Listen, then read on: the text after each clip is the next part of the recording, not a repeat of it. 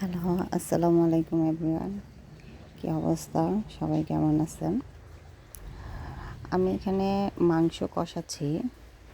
আসলে একসাথে অনেকগুলো মাংস আনলে, মাংস বলতে গোস্ত, যে যেভাবেই নেবেন, অনেকগুলো গোস্ত আনলে আমি একসাথে কষিয়ে রাখি। এটা আমার থিওরি, কারণ আমি চিন্তা করি যে ছোট ছোট প্যাকেট করে ফ্রিজে রাখার চেয়ে একসাথে কষিয়ে রান্না করে বক্স ভরে ভরে রেখে দেওয়াটাই ভালো। এতে মাংসর টেস্টও থাকে আর খেতেও মজা লাগে। আর যখন আপনি ফ্রিজের থেকে একটু একটু করে বের করে রান্না করবেন, তখন দেখা যায় ফ্রিজের কারণে ওইটার রসকস মানে টেস্টটা ভালো লাগে না রান্না করতে।